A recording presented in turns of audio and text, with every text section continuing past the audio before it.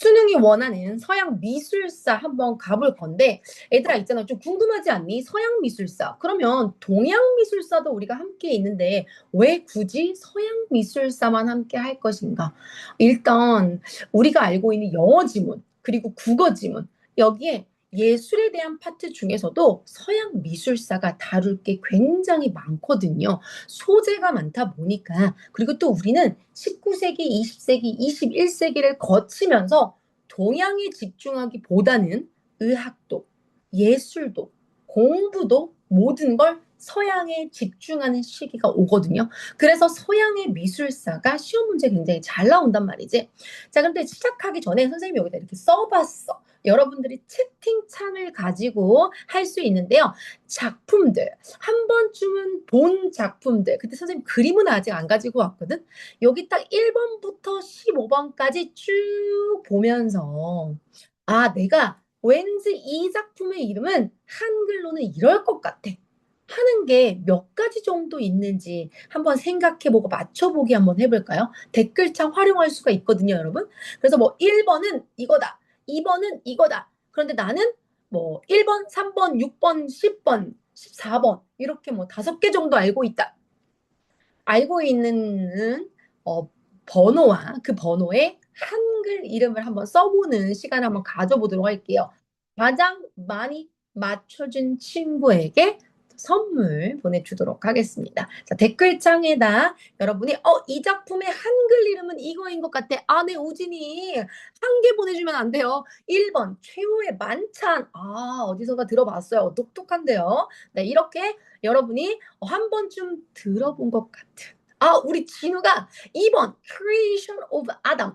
아담의 탄생이라고 했는데 직독직해로는 굉장히 좋았습니다. 그런데 아담의 탄생이라는 작품은 없습니다, 여러분. 아담의 탄생은 아니에요. 네. 네. 그렇지. 제임스라는 친구가 천지창조, 맞습니다. 천지창조를 영어로는 작품상 The Creation of Adam이라고 이야기를 합니다. 아, 네. 여러분 아주 잘하고 있어요. 자, 어떤 친구가 굉장히 잘 맞추고 있는지, 아무것도 안 쓰고 있는 친구들은 모르는 친구인가요? 아, 네. 일단 선생님이 이걸 다 카운트해 볼 수 없기 때문에 규민이 친구가 1번, 11번, 12번 세 개를 맞춰줬습니다. 아직까지는 1등입니다. 네. 또 어떤 친구, 이렇게 해서 규민이 친구에게 선물이 가나요? 네, 일단 여기서 마무리를 한번 해보도록 할게요. 왜냐면 선생님이 수업할 것도 많다 보니까, 네, 하은이 친구가 5개를 올려줬고요. 5개가 전부 다 맞았습니다. 그래서 선생님이 하은이 친구에게 선물을 보내주도록 하겠습니다. 네. 5개를 맞춘 친구가 있어요. 자, 그럼 보도록 하지요. 일단 여기서 영어 작품 중에 The Last Supper, Supper이라는 단어가 여러분요, 만찬이라는 뜻이야. 여러분의 만찬은 아침에 먹나요? 점심에 먹나요? 보통 저녁에 먹나요? 그렇죠. 저녁에 먹습니다. 그래서 저녁 식사를 dinner이라고도 표현하지만 supper이라고도 표현을 해요. 그래서 last supper이라고 하면 최후의 만찬. 예수 이따 보여줄 건데요. 레오나르도 다빈치가 그린 그림입니다. 예수님과 제자들이 마지막 십자가에 못 박히시기 전에 함께한 그 식사 장면을 Last Supper이라고 표현을 합니다. 자, 두 번째, The Creation of Adam. 아담의 탄생, 네, creation이 만들다라는 뜻이잖아. 천지창조라는 작품명. 네, 레오나르도 다빈치에 이어서 르네상스의 대표 화가인 미켈란젤로가 천장에다가 그린 그림, 천지창조를 Creation of Adam이라고 표현을 합니다. 자, 우리 친구들, 늦게 들어온 친구들 선생님이 이야기를 하는데요. 지금 화면이 녹화가 되고 있기 때문에 우리 친구들의 얼굴이 유튜브에 올라갈 수가 있어요. 그래서 마이크와 카메라는 꼭 꺼주시기 바랍니다. 네. 자, 세 번째는요, The Birth of Venus. 우리 한번 들어본 것 같죠? 보티첼리라는 작가가 그림을 그린 비너스의 탄생. 아라티처 비너스의 탄생 아닌가요? 죄송하지만 전 비너스까지는 아닌 것 같습니다. 아름다운 우리 행성 중에서도 선을 중심으로, 태양을 중심으로 수성, 금성 지구 들어가잖아. 두 번째 행성, 금성. 바로 굉장히 아름다운 이 행성이 비너스죠. 이제 비너스의 탄생, 이따 또 보여주도록 하겠습니다. 더 스윙. 여러분 어렸을 때 이거 한 번쯤은 타봤을 것 같은데요. 뭐죠? 스윙? 그네죠, 그네. 흔들다라는 동사도 있지만 스윙이라는 단어가 명사로는 그네라는 뜻이 있습니다. 자, 다섯 번째.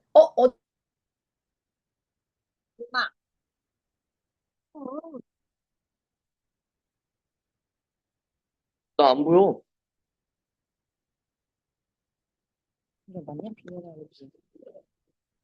웨스트 서양 맞다.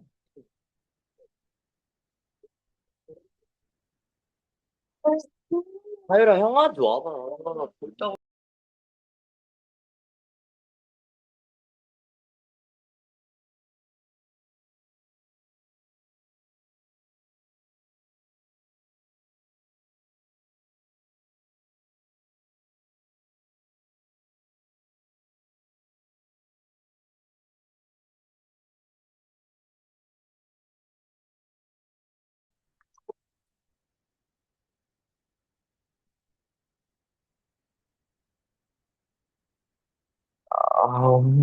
나는 좀. 엄마 에어팟 줘. 이거 갖고 소리야. 저다안 들리나 봐. 엄마는 안 들린다. 우리. 방으로 들어가. 자, 엄마 전복 대학교 이것도 엄마 안 들린다 보지? 응. 지금 막 거르는 거 아니야, 또? 엄마, 핸드폰으로 말고 이거 컴퓨터로 하는 거 안 돼? 그래, 그걸 해. 엄마, 그것 좀 갖다 줘. 아니, 이거 아니야? 원래 안 나오는 거. 엄마, 에어팟. 이걸로 그냥 들어.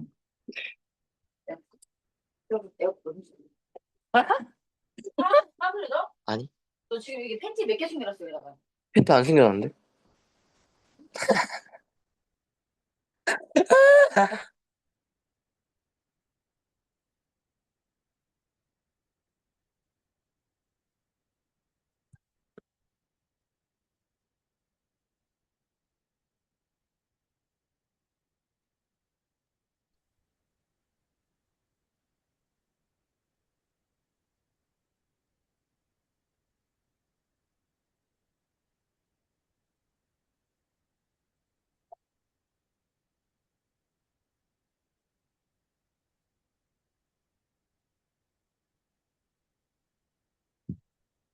혹시 얘들아 이제는 들리니? 네, 이제 들립니다. 맞아, 여러분이 마이크를 꼭 꺼주셔야 합니다. 네, 이제 선생님 얼굴도 보이지? 그렇지. 네, 이제 보입니다. 자, 그럼 다시 한번 가보도록 할게요. 여러분 꼭 마이크하고 카메라를 꼭 꺼주세요. 알겠죠? 마이크와 카메라를 꼭 꺼주시기 바랍니다. 자, 그러면 우리 다섯 번째부터 다시 한번 이야기를 해볼게요. 스윙부터 안 들렸으니까 스윙부터 가보죠. 자, 스윙. 근데 스윙이라고 하면요, 그네라는 뜻이죠. 여러분이 한 번쯤 어렸을 때 타봤을 겁니다. 스윙, 흔들다라는 뜻도 있지만 그네라는 명사의 뜻도 있기 때문에 스윙, 더 스윙이라고 하면 그네라는 작품도 함께 볼 건데요. 개인적으로 선생님이 이따가 또 질문할 거긴 하지만 아라치 티처가 이 안에 있는 작품들 중에 정말 좋아하는 작품이 더 스윙이라는 작품이에요. 이따 보여드리도록 할게요. 자, 다섯 번째, 나폴레옹 크로싱 더 알프스. 자, 여기서 크로싱, 나폴레옹이 알프스 산맥을 넘고 있는 그림을 그린 작품인데, 이 나폴레옹 뒤에다가 크로스, 넘다라는 동사에다가 ing를 붙이면 넘고 있는 중이라는 분사를, 현재 분사를 만들 수가 있거든. 그러면 명사를 꾸며주기 때문에 바로 이 친구가 형용사가 되겠죠. 알프스 산맥을 넘고 있는 나폴레옹이라는 그림입니다. 자, 여섯 번째도 좀 비슷하지 않니? Liberty, leading the people. 민중을 이끄는 자유의 여신이라는 작품이에요. 그런데 liberty라는 단어가 우리 친구들 중에 혹시 아라티초의 특강들을 듣고 있는 친구들 같은 경우는 liberty가 자유라는 뜻으로 알고 있을 건데 leading the people, 사람을 lead, 이끌다. 이끌다라는 동사에다가 ing를 붙여서 역시 여기처럼 형용사로 만들어서 사람을 이끄는 liberty, 자유, 민중을 이끄는 자유의 여신이라는 뜻이에요. 여기에는 여신이라는 뜻이 없거든. 그런데 liberty라는 단어인 자유만 가지고도 이야기를 합니다. 자, 7번 The stone breakers. breaker 깨다라는 뜻이지 돌 깨는 사람들이란 뜻이에요. 우리 보통 단어에다가 er 붙이면 그러한 사람이라는 뜻으로 쓰이지. 사람이라는 뜻으로 쓰이지. 그래서 break가 깨다. 깨는 사람. 그래서 깨는 이라고 돌 깨는 사람이라고 알려진 작품이에요. 자, 8번 너무 중요한데 클리너 아니고 그리너이라고 써있죠. 그리너리 줍는 사람을 이야기해요. 그래서 이거 이삭 아까 하은이가 맞췄던 것 같거든요. 이삭 줍는 사람들. 또 여기 보니까 er 사람들 s까지 붙여서 사람들이라고 하죠. 이삭 줍는 사람들이라는 작품도 있다. 한번 보도록 할게요. 자, 9번 impression, impress. 감동받는 걸 이야기해요. 인상적인 걸 얘기해요. 그래서 인상주의에 해당되는 말이고 sunrise니까 태양이 뜨는 거. 해돋이를 이야기합니다. 누구의 작품인 것 같아요, 여러분? 이 정도도 우리 친구들이 알 수 있을 것 같은데 impression, 인상주의. sunrise, 해돋이. 그렇지, 모네의 작품입니다. 모네의 작품. 우리 친구들 생각보다 되게 똑똑합니다. 자, 그 다음 10번은 lunch on the grass. 풀밭 위의 점심이라는 작품이고요. Starry Night 정도는 우리 친구들 알 것 같은데요. Starry Night. Starry Night 누구의 작품인가요? 요거는 진짜 우리 친구들 모두가 알아야 되는 작품. 그렇죠. 빈센트 반 고흐의 별이 빛나는 밤이죠. 사실 별이 빛나는 밤이라는 작품 두 가지 작품인데 요것도 이따 함께 보도록 하겠습니다.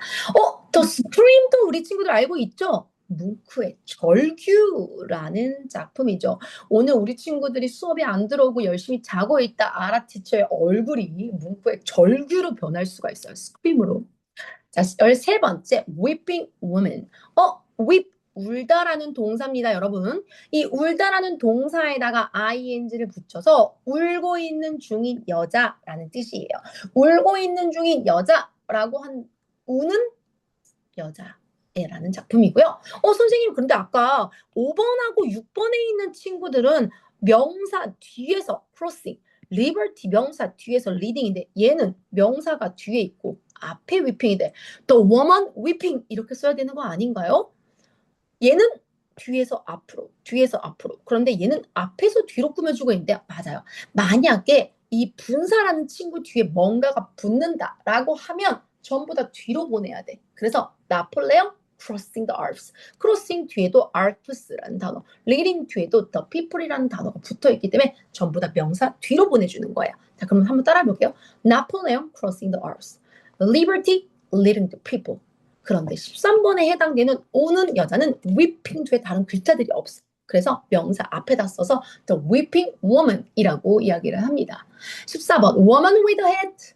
모자를 쓴 여인. 그리고 15번 작품 여러분이 꼭 기억해야 되는 작품이에요. 왜냐면 지금 대한민국인 우리 한국에서 작품 전시회를 하고 있습니다. 뱅크시라고 하는 영국 작가인데 이 작가가 또 우리에게 던져주는 메시지를 그림으로 그려서 풍선을 든 소녀라는 작품이거든요. 자, 그러면 이제 본격적으로 아라티처와 함께 서양 미술사 시대별로 흐름을 한번 짚어보도록 할게요. 자, 들어올 친구들은 아마 열심히 잘 들어와 있는 것 같습니다. 100여 명이 넘는 친구들, 아니 정확히 말하면 400명이 넘는 친구들이 들어와야 되는데 지금 들어와져 있는 학생들을 보니까 그렇게 또 큰 숫자가 아니에요. 여러분 지금 주무시고 계시면 빨리 일어나서 혹시 친구 자고 있다 빨리 카톡으로 깨워주세요. 자, 그럼 서양 미술사 한번 우리 가보도록 할 건데 아까 선생님이 동양 미술도 있는데 굳이 왜 서양 미술부터 시작하냐. 자, 여기 그림들이 보이죠? 위에 있는 거는 누가 봐도 동양화, 밑에 있는 작품들은 누가 봐도 서양화입니다. 동양 미술과 서양 미술의 가장 큰 차이점. 동양은요, 자연과 내가 함께 자연을 주로 그리는데 이 자연 속에 내가 들어가져 있는 듯한 느낌으로 그림을 그린다면 서양은 내가 자연을 바라보는 느낌으로 그림을 그려요. 그래서 우리가 흔히 동양은 자연과 함께 동양의 그림들을 보면 얘들아 어때? 좀 마음이 좀 평온해지지 않니? 자연과 내가 함께 있다라는 느낌으로 동양은 그림을 그립니다. 그런데 서양은요, 내가 자연을 바라보고 있는 걸 어떻게 그릴까? 이렇게 그려볼까? 저렇게 그려볼까? 내 눈에 보이는 걸 그림을 그려요. 그러면 실제로 사실 우리가 좀 깊이 생각을 해보면 동양 미술이 더 깊은 것 같아요? 서양 미술이 더 깊은 것 같아요, 여러분? 동양인가요? 서양인가요? 댓글 한번 좀 달아볼래요? 동양일 것 같아요? 서양일 것 같아요? 미술 중에서도 나는 동양 미술이 좀 더 깊다. 나는 서양 미술이 좀 깊다. 어떤 게 좀 더 깊은 것 같아요? 아, 서양이라고 한 친구들이 있고요. 대부분 친구들이 서양 미술을 얘기하네요. 사실은요, 동양 미술이 훨씬 더 깊습니다. 그래서 우리 친구들이 미술 작품, 지금이야 우리가 해외에 나가서 뭐 중국이라든지, 한국의 이 한국화나 또는 중국에 있는 이런 수묵화나 이런 것들을 보러 중국의 미술관 여행을 가지 않거든요. 하지만 서양 미술을 바라보다 보면 언젠가는 그렇네. 우리 동양이 훨씬 더 깊구나라는 걸 느낄 수가 있습니다. 여러분, 우리 동양에 살고 있잖아요. 그것도 대한민국 21세기에 가장 주목을 받고 있는 한국에 살고 있기 때문에 사실은 동양 미술이 훨씬 더 깊다는 걸 나중에 깨달을 수 있을 겁니다. 하지만 아라 티처는 지금은 우리의 또 수능에 또 비문학에 영어 지문에 서양 미술사가 나오기 때문에 서양 미술사를 한번 보도록 하지요. 자, 여러분 여기 딱 이렇게 보니까 한 번쯤 본 작품들이 좀 있나요? 있는 것 같나요? 저는 이 작품 알아요. 여기 지금 둘, 넷, 여섯, 여덟, 12개 작품을 선생님이 올려놨는데 이 작품들을 딱 봤을 때 나는 시대별로도 보이고 이 작품의 화가도 알 수 있어. 이 작품 딱 보는 순간 나 이 화가 아는데 어떤 거 아나요, 여러분? 마지막 정도 알고 있지 않나요? 이거 딱 봐도 뭉크의 스크림. 네, 또 어떤 작품 알고 있어요? 오, 네. 앤디 워홀 작품 본 친구 있고요. 피카소의 작품 본 친구 있나요? 선생님이 여기에 피카소 작품 여기 있습니다. 네, 피카소 작품 있어요. 네, 오는 여인 맞아요. 오는 여인이라는 작품이 있고요. 여기 Starry Night 별이 빛나는 밤도 있습니다. 최후의 만찬 레오나르도 다빈치의 최후의 만찬을 본 친구가 있네요. 여기 있습니다. 최후의 만찬. 미켈란젤로의 천지창조 네 여기 있습니다. 여기 네 와우 생각보다 우리 친구들이 굉장히 똑똑합니다. 자 가보도록 합시다. 자, 먼저 원시 미술을 한번 보도록 할게요. 아주 먼 옛날 미술이 왜 탄생을 했냐? 사실은 사냥을 하러 나가고 그 당시에 우리는 유목민이었어요. 어디 한 곳에 정착하고 살지 않았기 때문에 문명의 시작이라고 말할 수는 없습니다. 원시 미술 일단 정착하지 않고서 유목민처럼 돌아다니며 살고 있어서. 그리고 먹는 건 일단 동굴에서 먹는 건 어떤 걸 먹어야 될까? 동물을 잡아다가 먹어야 돼. 그러면 우리 집에 있는 아버지 또 삼촌 우리 집안의 어른들이라고 하는 남자분들이 이 동굴 밖을 나가서 사냥을 해가지고 와. 근데 문제는 그 당시에 또 무기가 제대로 갖춰지지 않았기 때문에 그 사냥을 하려고 했었던 그 동물들에게 잡아먹히거나 아니면 죽을 수도 있어.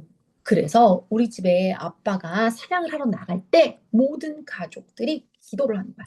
근데 그냥 기도를 하는 게 아니라 동굴 벽에다가 그림을 그려. 어떤 그림을?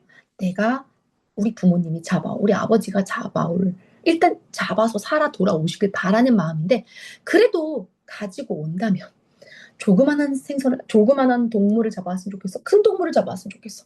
큰 동물을 잡아왔으면 좋겠지. 그래서 큰 동물을 벽에다 그려. 이런 동물을 잡아오면 우리 가족들이 적어도 며칠 동안은 굶고 있지 않을 수 있거든. 그래서 기도하는 마음으로 동굴 벽에다가 벽화를 그리기 시작해. 이게 인류 최초의 그림입니다. 그리고 여러분이 보시는 지금 이 작품 인류 최초의 조각이에요. 우리가 말하는 예술 작품, 미술은요. 회화도 있지만 조각품도 있거든요. 그래서 인류 최초의 조각 어때? 가지고 싶니? 네, 이거 비너스야. 우리가 알고 있는 비너스는 적어도 아라티처처럼 이렇게 예쁜 모습으로 있어야 되는 거잖아. 그런데 비너스 이 당시에는 이게 가장 아름다운 모습이었어. 왜? 다산 많이 낳아야 되거든. 많이 낳아야 우리 부족의 숫자가 많아지기 때문에 여자는 자고로 이렇게 좀 풍만한 몸을 가지고서 아이를 잘 낳을 수 있어야 된다라는 그게 아름다움의 상징이었어. 그래서 이게 비너스야, 비너스 그 당시. 그리고 또 예술로서는 건축물도 볼 수가 있거든요. 이게 바로 인류 최초의 건축물. 여러분 나중에 영국에 가면 볼 수 있는데요. 영국에 가면 인류 최초의 건축물 스톤헨지입니다. 스톤헨지 어디서 들어봤지? 롯데백화점 1층에 목걸이 파는 곳, 그곳 스톤헨지, 반지 파는 곳, 그 브랜드 이름이 스톤헨지거든. 브랜드 이름으로 아시면 안 돼요, 여러분. 인류 최초의 건축물 스톤헨지입니다. 자, 이렇게 여러분과 함께 인류의 가장 오래된 시작, 주술적 의미에서 제발 사냥을 성공적이게 해서 큰 동물을 들고 오길 바라는 마음에서 인류 최초의 그림이 시작이 됩니다. 여러분, 다산과 풍요의 상종 빌렌도르프의 비너스입니다. 이거 비너스예요. 그리고 바로 인류 최초의 건축물 스톤헨지입니다. 자, 선사시대를 지나서 그럼 이제 본격적으로 고대라는 시대로 들어가 보도록 하겠습니다. 자, 고대 하면요, 우리 친구들이 두 개의 나라 정도는 알고 있어야 되죠. 이집트와 그리스. 뭐라고요? 이집트와 그리스.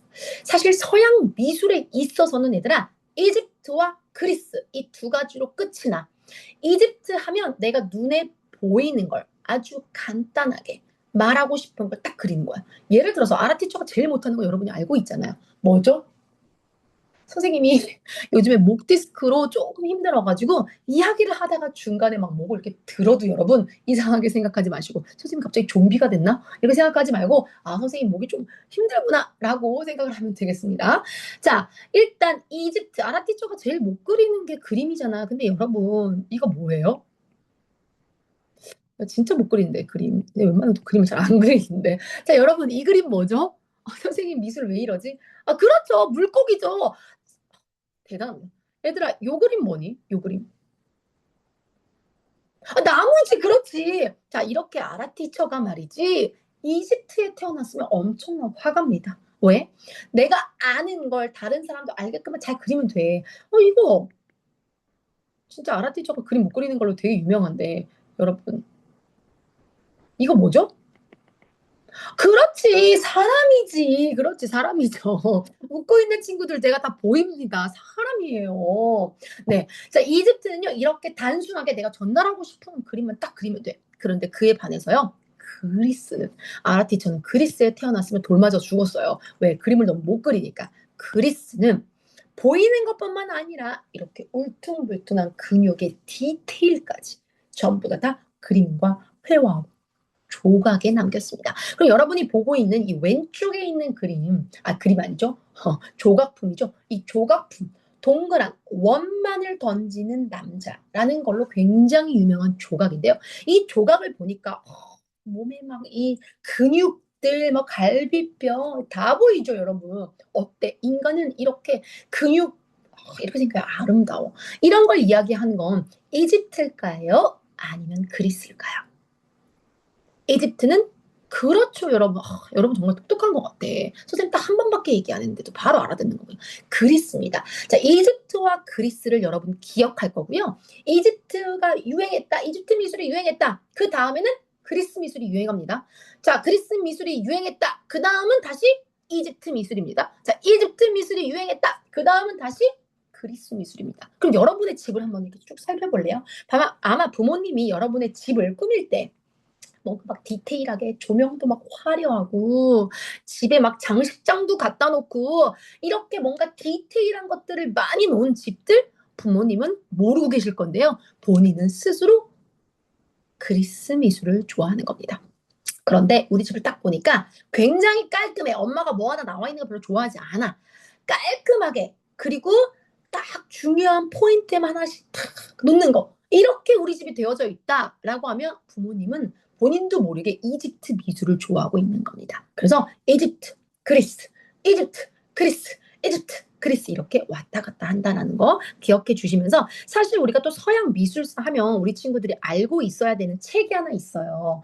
그리고 이 책을 고등학교 때까지 읽어놓으면 되게 좋은데 생각보다 좀 어렵습니다. 그래서 아라티처의 오늘 이야기를 드리면 우리 친구들은 오늘 곰브리츠라는 선생님이 쓴 The Story of Art 우리가 이걸 영어로는 영어로는 The Story of Art 예술의 이야기를 이야기할 건데 한국어로는 서양 미술사 왜냐면 곰브리츠 선생님이 서양 사람이거든. 그래서 미술의 이야기이긴 하지만 서양 미술에 대한 이야기를 써놓으셨기 때문에 The Story of Art 바로 곰브리치 선생님의 서양 미술사라는 책을 읽어야 되는데 오늘 아마 아라티처가 수업이 끝나면 바로 이 서양 미술사라는 책을 한 권 다 읽은 걸로 기억하시면 되겠습니다. 자, 여러분 The Story of Art 곰브리치 선생님의 서양 미술사라는 책도 있다라는 거 기억해 주면서 자, 이집트 미술로 가보도록 하겠습니다. 사실 여러분 이집트 하면 꼭 기억해야 되는 것 중에 하나가 뭐죠? 그렇죠. 4대 문명의 발상지의 시작이죠. 자, 여러분 문명이라고 하는 건요 조건이 좀 있습니다. 문명 영어로는 civilization. 저 욕하는 거 아니에요? civilization. 사람답게 살 수 있게 된 걸 우리는 문명이라고 해요. 문명이 시작됐다라고 하는 건요 일단 사람들이 정착해서 살아야 돼. 근데 정착을 하려면 함께 모여서 살아야 되고 인간에게 가장 중요한 게 또 물이잖아, 물. 그리고 정착해서 살면서 또 뭘 해야 되냐? 농사를 지어야 돼. 우리 아까 원시 시대는 사람들이 유목민처럼 돌아다닌다 그랬잖아. 그런데 한 곳에 모여서 살면서 농사를 지어야 되는데 이 농사를 지을 때 가장 중요한 게 또 강이야. 그래서 강 주변에서 사람들이 모여 살기 시작하고요. 그다음 기록을 합니다. 문자를 기록하든 그림을 기록하든 기록을 가지고 있어요. 함께 모여서 살면 문제가 발생할 수 있기 때문에 법을 만들고 규칙을 만들기 시작합니다. 적어도 이 네 가지가 만들어졌을 때 우리는 문명이라고 하는데 전 세계적으로 4대 문명 우리 세계사 시간에 배우죠. 중학교 2학년 때. 이집트 문명. 나일강을 중심으로. 근데 얘들아 있잖아. 이집트에서 가장 또 중요하게 생각하는 게 뭐냐? 상 이집트, 하 이집트가 있었거든? 보통 상자가 윗상자고 하자가 아래 하자니까 여기 그림에서 보니까 여기 위에가 상이고 아래가 한가? 아니야. 나일강은요 반대로 흘러요. 여기서부터 이렇게 아래서부터 위로 흘러서 들어갑니다. 지중해로. 그렇기 때문에 여기가 상 이집트였고요. 여기가 하 이집트입니다. 자, 나일강을 중심으로 이집트 문명 만들어집니다. 메소포타미아 문명, 유프라테스와 티그리스 강을 중심으로 메소포타미아 문명이 만들어집니다. 그 다음 인더스강을 중심으로 인더스 문명, 또 우리 동양은 황하강을 중심으로 황하 문명. 적어도 이 네 개의 문명 발상지를 알아야 되는데 사실 시험 문제는 이집트 문명과 메소포타미아 문명 되게 중요하지. 이집트의 중요한 이유, 이집트는요, 사막을 옆에다 끼고 있기 때문에 적들의 침입이 생각보다 없었어.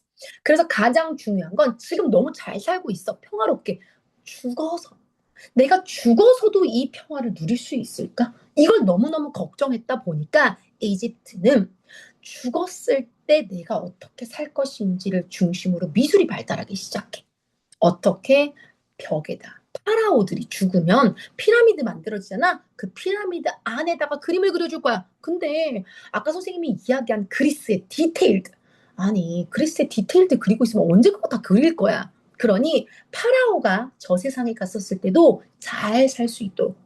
그걸 뭐라고 하냐? 영원 불멸이라고 그래. 나의 영혼도 끝이 없이 계속 가길 바라는 마음으로 영원 불멸을 생각하면서 파라오의 무덤인 피라미드 안에다가 그림을 그려줍니다. 혹시 우리 친구들 중에 나중에 이집트를 놀러 가게 되걸랑 저 파라오 속에 있는 그림들을 꼭 보시길 바랍니다. 자, 그래서 이제 이집트를 가보면 이집트는요 이렇게 여기 지금 디테일들 보이니 얘들아? 디테일드 보여? 안 보이지? 여기서 질문. 선생님, 그런데 나중에 이집트 가서 보면 이렇게 파라오들 조각상으로 크게 만들어져 있거든. 스핑크스 뭐 이런 것들이. 근데 여기서 코만 다 날아가 있다? 왜 그런 줄 알아? 예전에는 코로 우리가 숨을 쉬잖아. 그래서 우리의 영혼이 코로 들어갔다가 코로 나온다. 그래서 코를 없애버리면 그 영혼도 죽여버린다라는 뜻이 있어. 그래서 이 피라미드에 있는 코를 전부 다 없애버려, 잘라버려. 그래서 지금은 이렇게 가게 되면 코가 없다. 자, 그래서 디테일들이 살아있니? 그렇지 않지. 그냥 멀리서만 봐도 형태만 딱 심플, 간단하게 나와 있잖아. 그래서 이게 이집트 미술의 특징이야. 자, 이집트 조각도 어때? 그냥 사람이구나. 둘이 딱 잡고 있구나. 앞에를 딱 바라보고 있어. 규칙과 규범을 아주 간단하게 표현을 했습니다. 움직이지도 않아. 왜? 그냥 좀 사람의 이 품위 이런 거 움직이면 좀 이상하다고 생각하니까 그냥 딱 간단하게 나의 이 왕권의 이 힘 이런 것들 그냥 쫙 부동성 있게 가만히 있으면 좀 있어 보이잖아 얘들아. 그치? 그래서 영원 불멸의 내세관을 이렇게 조각으로 나타냈습니다. 드디어 그림이야. 그림에서 봐봐. 자, 사람이 이렇게 옆으로 하고 있는데 몸은 앞으로. 선생님 지금 목이 아파가지고 못하겠어. 자, 그런데 다리는 또 이쪽으로 하고 있고, 이쪽으로 하고, 손이 이렇게 삐뚤어지고. 이걸 한번 따라해 볼래요, 여러분? 그거 가능하지 않거든요. 그리고 이거 딱 봐봐. 연못이지. 연못 주변으로 나무들이 있잖아. 이집트 회화는 이렇게 보이는 거. 나무는 옆으로 봤었을 때, 정원은 위에서 내려다 봤었을 때, 물고기와 오리 연못을 놓고 봤었을 때, 이때가 가장 잘 그 특징을 나타낸다라고 해서 한 면에다가 이렇게 표현을 한 게 바로 이집트의 회화입니다. 자, 그러면 우리는 이제 그리스로 가보겠습니다. 자, 그리스 바로 여기 파랑 색깔의 동그라미가 쳐여져 있는 부분이 그리스입니다. 자, 그리스 밑으로 아까 이집트 있었죠? 이집트 미술을 본받아서 이제 그리스는 그리스 스스로만의 그림들을 만들기 시작하고 조각과 회화들을 만들기 시작합니다. 자, 파르테논 신전. 그리스에 가면 파르테논 신전인데 이 신전만 보더라도 아까 이집트랑 좀 다르지 않니? 뭔가 굉장히 디테일하게 기둥도 그리고 또 뭐 이런 부분들도 이런 부분들도 굉장하죠. 사실 이 파르테논 신전에 가잖아. 이 기둥과 이 가운데에 있는 기둥의 크기가 달라. 사람이 봤었을 때 우리의 눈이 이쪽부터 이렇게 모아지기 때문에 양쪽은 두껍고 가운데로 갈수록 비율 자체가 조금 더 얇아져. 그렇게 사람들의 눈에 비치는 모습을 그대로 반영해서 이런 모든 것들을 다 재서 디테일하게 건축물도 만듭니다. 그리고 이런 기둥 문화 있어. 우리 전주에도 말이지 여기저기 커피숍에 가게 되면 인테리어를 너무너무 잘해가지고 기둥들을 갖다 놓거든. 근데 그 기둥들을 보면 이렇게 세 가지 중에 하나야. 아라티처는 개인적으로 이오니아를 좋아합니다. 얘들아 이거 외우려면 어떻게 하냐? 엄마와 아빠가 둘이 갈라졌어. 이오니아! 이렇게 하는 것처럼 엄마는 이쪽에 아빠는 이쪽에 계십니다. 이렇게 양머리처럼 되어져 있죠. 이게 이오니아 양식이고요. 우리 전주의 많은 커피숍들이 기둥을 중간에다 이렇게 예쁘게 해놨거든. 그때 이런 양머리 모양으로 이렇게 해놨어. 이거 이오니아 양식이야. 이렇게 간단하게 해놓은 걸 도리아 양식이라고 해. 뭐라고? 닭도리탕 아니야. 도리아 양식이야. 그리고 오른쪽에 굉장히 좀 화려해지지? 동양의 문화를 살짝 가지고 왔어. 코린트 양식이라 그래. 가운데 이오니아, 왼쪽에 도리아, 오른쪽에 코린트 양식. 이래서 이렇게 세 가지가 항상 기둥을 장식합니다. 여러분이 영국을 가든 프랑스를 가든 또는 전주에 있는 커피숍을 가든 기둥이 있다. 어디부터 본다? 위부터 본다. 기둥 위에 뭘로 되어져 있는지 보는 거야. 아, 이오니아 양식이구나. 도리아 양식이네. 코린트 양식이네. 이 세 가지 양식은 어디서 왔다? 그리스에서 왔다라는 걸 보여주면 됩니다. 자, 어때? 아까 이집트에 비해서 그리스는 진짜 너무 디테일하지. 가만히 있지 않아. 원반을 던지는 사람은 저 정도로 이렇게 던지는 모습이어야 디테일하잖아. 그치? 그리고 뭔가 여신님 어때? 머리를 잡고 이렇게 프로치 해치고 있는 듯한 느낌 보이지? 그래서 그 장면 하나하나 행동을 하나씩 하는 거고요. 자, 원래 여자는요, 이거 비너스야, 비너스. 자, 한쪽 다리에 몸의 무게중심을 딱 서서 우리 보통 모델들이 하는 자세죠. 이렇게. 저 모델 같나요? 네, 미의 여신 비너스의 자세. 이런 걸 콘트라포스트 자세라고 합니다. 그래서 나중에 가다가 조각상인데 조각상이 약간 이런 느낌으로 서 있어.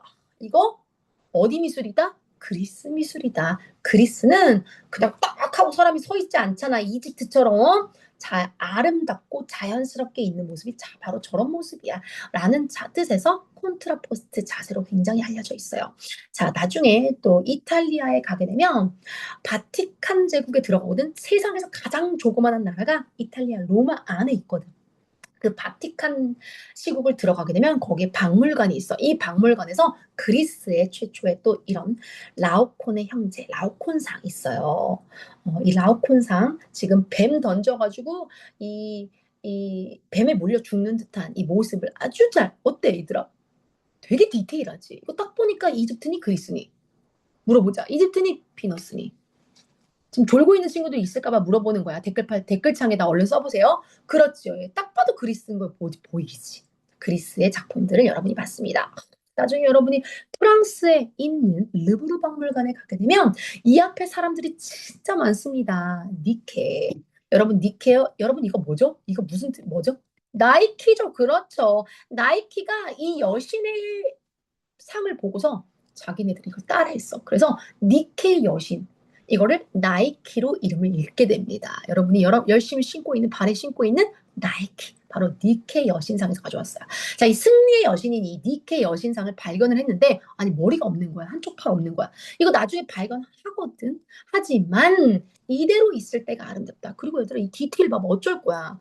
지금 이 바닷물 앞에 니케가 승리의 여신을 부르면서 바닷물을 맞으면서 가고 있어. 옷 어떻게? 다 젖었겠지. 그럼 어때? 옷이 다 달라붙겠지, 내 몸에. 그거를 이렇게 조각으로 나타냈어, 얘들아. 이것도 고대에. 아르티스트 되게 뭐 하고 있는 거야, 현대에. 이 기술, 도구들도 많은데. 조각은커녕 그림도 못 그리거든요. 자, 이렇게 니케 여신상 함께 봤습니다. 이집트와 그리스 회화 여러분 구별해 볼 수 있겠죠?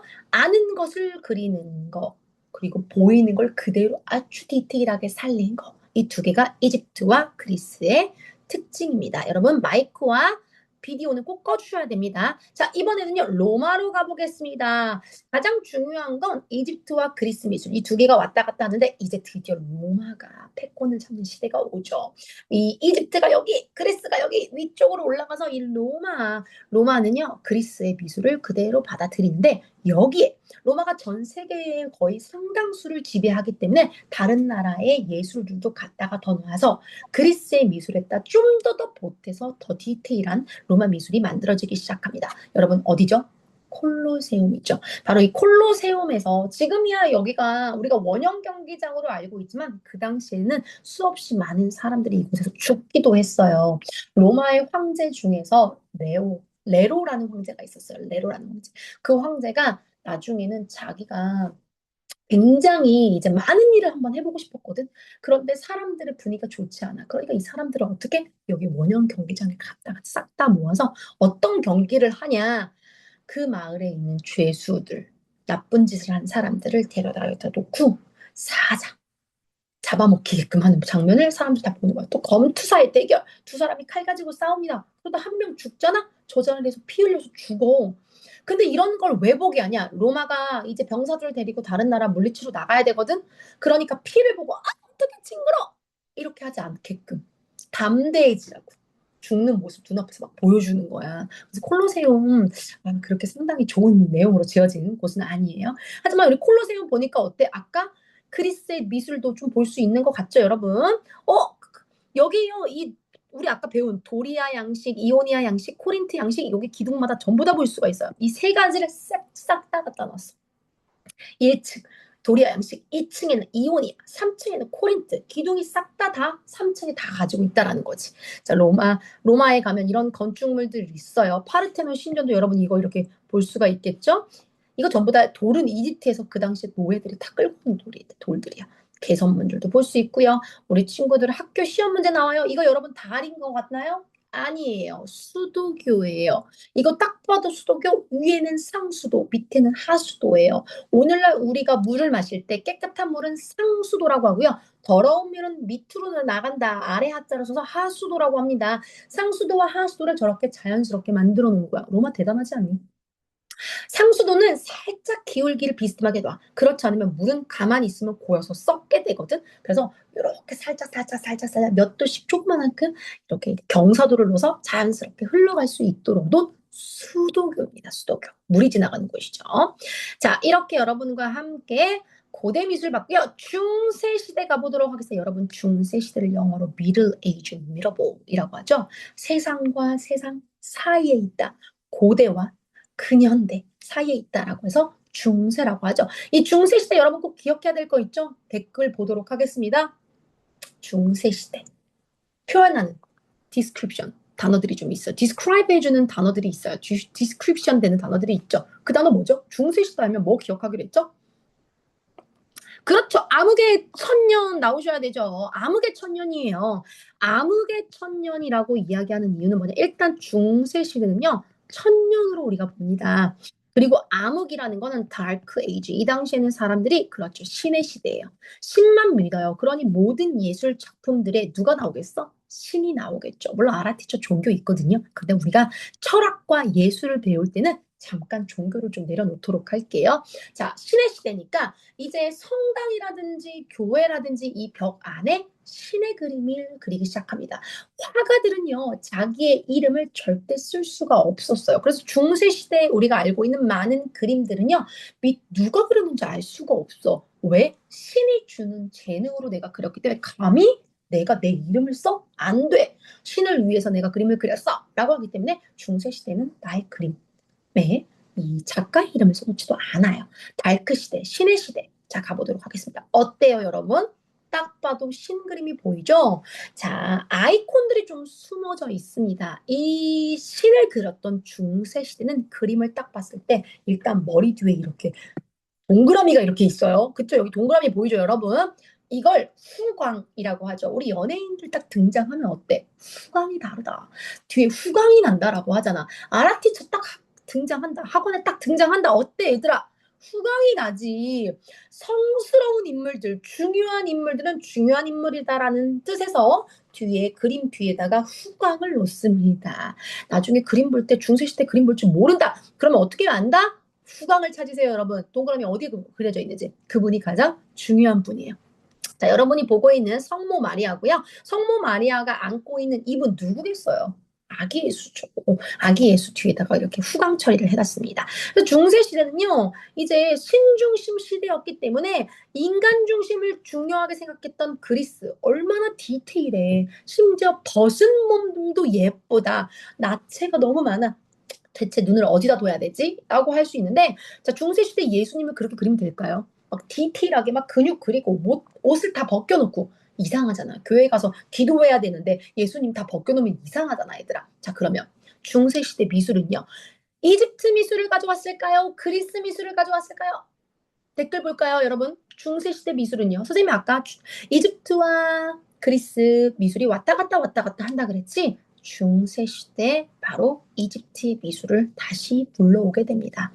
여러분이 보고 있는 이게 바로 성모 마리아가 십자가에 못 박혀 돌아가신 예수님을 십자가로부터 내려서 무릎에 앉아서 비통하고 슬퍼하는 모습을 다는 조각상이고요. 이 조각상의 이름이 피에타입니다.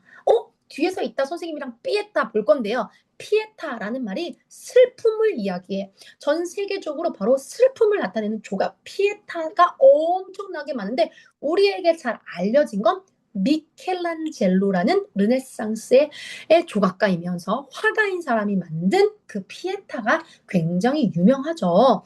자, 피에타는 굉장히 많아요, 여러분. 이렇게 예수님이 마리아의 품에 안겨서 돌아가신 그 장면을 이 슬픔으로 나타낸 걸 피에타상이라고 합니다. 자, 또 교회에 가면 이렇게 모자이크들이 많아요. 성당 안에 예수님을 나타낸 겁니다. 그리고 또 시간이 지나면 어떤 나라들은 성당 안에 가보면 황금빛으로 찬란해. 왜 그럴까? 예수님을 바라볼 때 황금 눈부시잖아. 그리고 어때? 마음이 와, 이렇게 하지. 성당에 들어왔을 때, 교회에 들어갔을 때. 이 분위기를 나타냄으로써 예수님이 대단하다라는 걸 나타내기 위해서 이렇게 모자이크와 황금으로 장식을 합니다. 그리고 이 당시는 사람들이 글을 읽을 수가 없었어. 그러다 보니까 성경의 내용을 알려주고 싶어. 뭘로? 그림으로. 그래서 벽면에다가 쫙 성경의 내용들을 놓죠. 자, 그리고 또 스테인드 글라스. 또 성당 안에 들어가면은 이렇게 장미 문양으로 되어져 있죠. 바깥에서 빛이 들어와. 아니, 감히 예수님의 얼굴을 어떻게 우리가 대놓고 바라보겠어? 눈부셔. 그리고 예수님은 항상 저기 위에 있어. 우리가 올려다 봐야 되거든. Look up to 해야 되는 거잖아. 그래서 이렇게 성당의 내부가 환하게 되어져 있는 이유다. 자, 인간 세계의 다음 신의 세계에 대해서 배워봤습니다. 자, 이제 우리는 근대로 갈 건데요. 중세 시대에서 근대로 넘어가는 우리 이 상황을 르네상스라고 합니다. 자, 고대 때 사람들이 인간 중심, 그리스와 이집트에서, 특히 그리스에서 인간 중심을 알게 됐어. 그런데 중세로 넘어가면서 다시 신중심이 되었어. 이때 흑사병 이런 거 걸리면서 많은 사람들이 죽게 나니까 사람들이 이제 이때 생각하는 거야. 아, 인간의 몸을 해부해봐야 되겠다. 지구가 돌고 있는 건가? 태양이 돌고 있는 건가? 지동설이 맞을까? 천동설이 맞을까? 이런 것들을 사람들이 다시 과학으로 풀어내는 시기야. 그래서 근대가 오면서 다시 사람들은 인간 중심으로 가게 됩니다. 그래서 우리가 인간이 이제 다시 태어났다.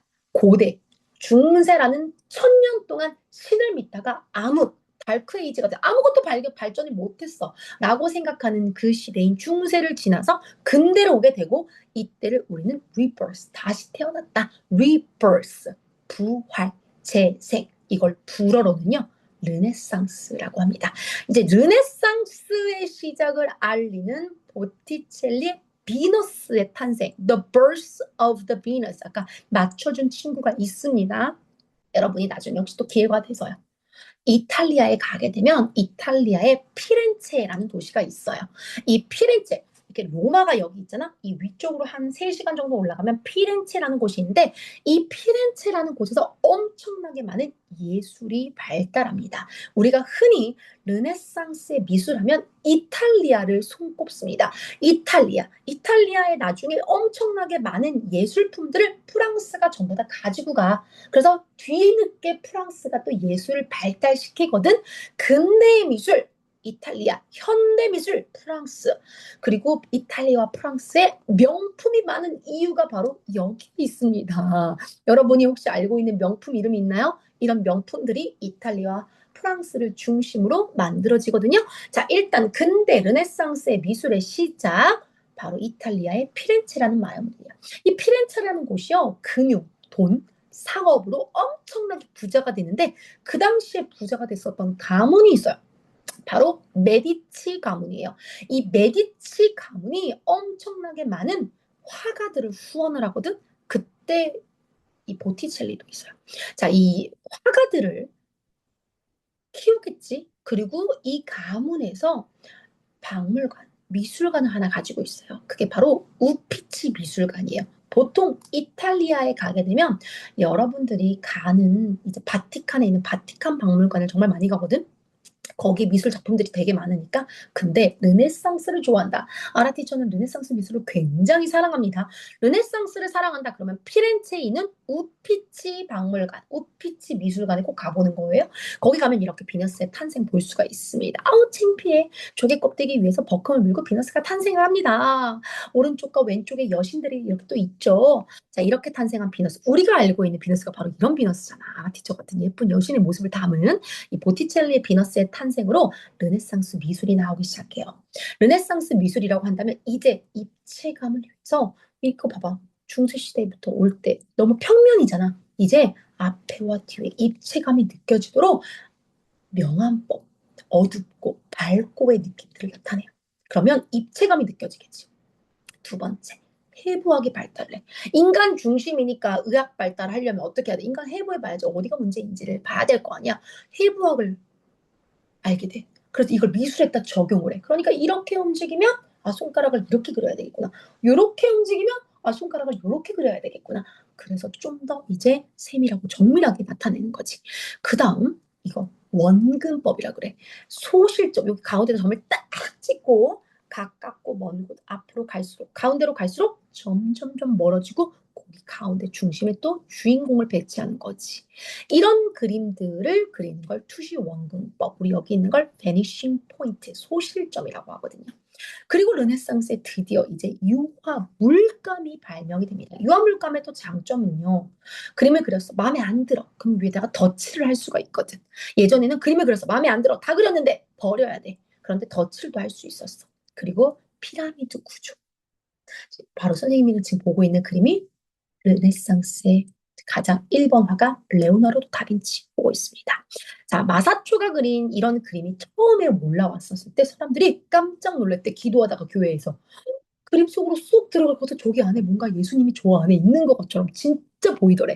르네상스의 시작을 알리는 마사초라는 인물이 있었거든요. 그 사람이 그림 성삼위일체라는 그림입니다. 이 그림을 시작으로 이제 드디어 이탈리아의 르네상스의 화가 3대 화가 레오나르도 다빈치, 미켈란젤로, 라파엘로가 나오게 됩니다. 이 세 인물들 마지막에 있는 라파엘로는 어린 나이에 죽어요. 굉장히 선생님도 다음 기회가 있을 때 라파엘로의 얘기도 좀 해줄게. 라파엘로의 얘기를 들으면 너무 너무 애틋해. 사랑하는 빵집 여자하고 연애를 하거든. 그런데 결국 그 여자랑 결혼을 못해. 그래서 다른 여자랑 결혼했는데 결혼식을 앞두고 죽게 돼 폐렴으로. 그래서 이 젊은 화가 라파엘로 그리고 레오나르도 다빈치와 미켈란젤로의 이야기. 나중에 시간이 되면 더 깊은 이야기를 해주도록 할게요.